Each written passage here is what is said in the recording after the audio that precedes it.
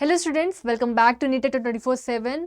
आपको बहुत सारे डाउट्स हैं रिगार्डिंग आपके ऑल इंडिया रैंक के, स्टेट रैंक के और आपके कैटेगरी रैंक के। ठीक है, तो ये तीनों चीज़ें होती क्या हैं और आपको कॉलेज किस बेसिस पे मिलता है, क्योंकि मुझसे बच्चे पूछ रहे हैं कि मैम मेरी स्टेट रैंक इतनी है कि क्या मुझे इस स्टेट रैंक में कॉलेज मिल पाएगा।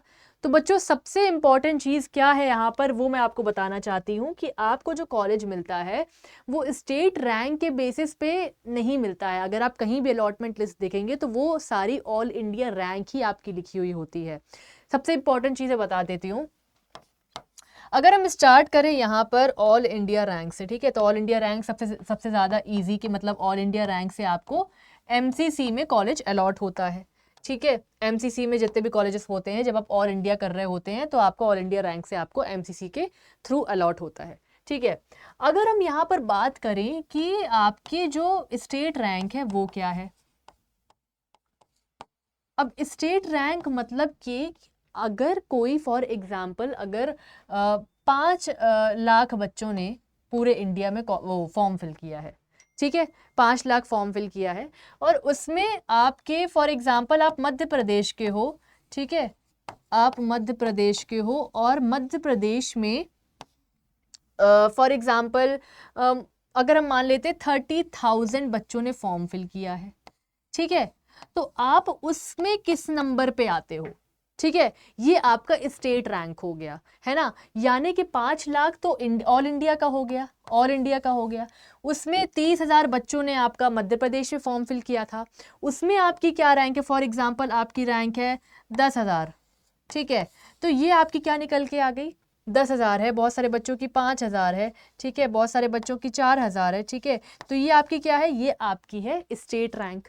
ठीक है, अब स्टेट रैंक और उसके बाद जो आप पूछते हैं कि मैम मेरी कैटेगरी रैंक जो है, ठीक है, मेरी कैटेगरी रैंक जो है वो आई है 300 समथिंग, 400 समथिंग, ठीक है, 200 कैटेगरी रैंक आई है।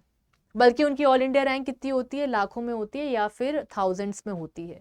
ठीक है, अब बच्चे पूछते हैं कि मैम इतनी मतलब रैंक तो देखने में काफ़ी कम लग रही है, तो लगता है कि मैम कॉलेज मिल सकता है, बट आपको जो डेटा दिखाया जाएगा ना, कहीं भी आपका अलॉटमेंट लिस्ट होगा सब ऑल इंडिया रैंक से होता है। हम जो आपको डेटा दिखाते हैं वो ऑल इंडिया रैंक से होता है।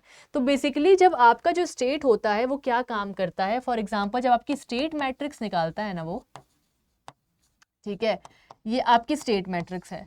अब यहाँ पर क्या होगा, जनरल, ठीक है, ओबीसी, फिर आपका ईडब्ल्यूएस, फिर आपका एससी, फिर आपका एसटी और बाकी जगह जो दूसरे रहते हैं मतलब अलग अलग टाइप की जो सीट्स होती हैं वो।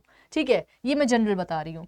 अब जनरल में आपके कॉलेजेस ऐसे लिखे हुए हैं, फॉर एग्जांपल अगर मैं एमपी की बात करूँ, ठीक है, तो यहाँ पर महात्मा गांधी अगर लिखा है, महात्मा गांधी अगर इंदौर की बात करें तो यहाँ पर जनरल फॉर एग्जांपल 50 सीट्स हैं, ओबीसी में आपकी 40 सीट्स हैं, ठीक है, ईडब्ल्यूएस में आपकी मानी 15 सीट्स हैं, इसमें आपकी 10 हैं, इसमें आपकी 10 हैं। ठीक है, फिर आपकी ऐसे ऐसे करके 9 है, कहीं 8 है, कहीं आपकी 7 है, ठीक है, कहीं 5 है। ठीक है, तो ऐसे ऐसे करके आपकी सारी की सारी यहाँ पर रहेगी, जैसे कि रीवा कॉलेज हो गया, है ना, सतना कॉलेज हो गया, तो ये यहाँ पर आपकी पूरी सीट मैट्रिक्स आ गई। अब आपका टोटल यहाँ पर दिया जाएगा कि भाई टोटल क्या है, टोटल यहाँ पर क्या है, फॉर एग्जाम्पल यहाँ का टोटल आप समझ लीजिए 500 है, ठीक है, यहाँ का टोटल कितना है, करीब 400 है, ठीक है, यहाँ का टोटल कितना है, करीब 200 है, या फिर उससे भी कम होगा, ज़्यादा ही बता रही हूँ मैं। ठीक है, तो अब अगर आप देखें कि अगर आपकी सीट मैट्रिक्स में जो 200 सीट्स हैं, अगर 200 के अंदर आपकी कैटेगरी की आती, क्योंकि मैं यहाँ पर कैटेगरी की बात कर रही हूँ, यहाँ पर लिखा हुआ है आपकी कैटेगरी, ठीक है, तो कैटेगरी अगर आपकी 200 के अंदर है, जो आपकी राउंड 1 में अगर सीट मैट्रिक्स आती है 200 के अंदर है, तब तो आपको सीट मिल जाएगी। फॉर एग्जांपल आपकी 99 कैटेगरी रैंक है, तब आपको सीट यहाँ पर मिल जाएगी। ठीक है, तो ये स्टेट वाले देखने के लिए यूज़ करते हैं कि जो मेरिट लिस्ट है वो सीट मैट्रिक्स के अकॉर्डिंग है और उसके अंदर बच्चा आ रहा है कि नहीं, तो उसको वहाँ पर सीट मिल जाती है और ऐसे बच्चे देख सकते हैं। अगर आप इसके बेसिस में अपनी प्रेफरेंस लिस्ट बनाना चाहते हो तो मैं प्रेफरेंस लिस्ट तो आप अच्छी तरीके से ही बनाना, मतलब कि अपने जो क्वालिटी वाइज है कॉलेजेस वो रखना और सीट्स को देख के रखना। फॉर एग्जांपल अभी जैसे आपकी मेरिट लिस्ट आ जाती है, प्राइवेट भी बच्चे कॉलेज भरते हैं, तो उससे पता चलता है कि हाँ प्राइवेट में ये कॉलेज पार्टिसिपेट कर रहे हैं, इतनी इतनी सीट्स हैं, तो मुझे ये कॉलेज आपके भरने चाहिए। ठीक है, वैसे ही आपकी जब राउंड 2 में आपकी वेकेंट सीट निकलती है कि भाई इस कॉलेज में आपकी इतनी इतनी सीट्स खाली हैं, ठीक है, तो उसके हिसाब से भी आपको बनाना चाहिए कि भाई अब कौन सा कॉलेज हमें मिल सकता है, कौन सा नहीं मिल सकता है, किसके चांसेस कम है। ठीक है, तो ये आप यहाँ पर थोड़ा बहुत मेजर कर सकते हैं अगर आपको डीप डाउन अगर एनालिसिस करना है तो।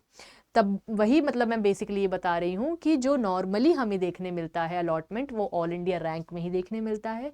ठीक है, जो स्टेट होता है वो हमें सिर्फ नंबर्स बता रहा होता है ताकि स्टेट वाले अपनी तरीके से उस बच्चे को अलॉट कर सकें गिवन नंबर सीट्स में, उसके अंदर जो कैटेगरी बच्चे की आ रही है उसके रैंक के बेसिस में। और जो आपकी स्टेट रैंक है वो तो एक नॉर्मल स्टेट रैंक बता रहा है कि स्टेट में इतने बच्चे थे जिसमें आपका इतना नंबर, यहाँ पर इतने नंबर में आप आते हो। ठीक है, तो आपको ये देखना बहुत ज़रूरी हो जाता है कि आपकी कैटेगरी में आपकी कितनी सीट्स हैं और क्या आप उसके अंदर फॉल हो रहे हो कि नहीं। ठीक है, तो ये बेसिक आपके आइडिया लग जाते हैं कि ये तीनों रैंक क्या कहती हैं और क्या हमें बताने की कोशिश कर रही हैं।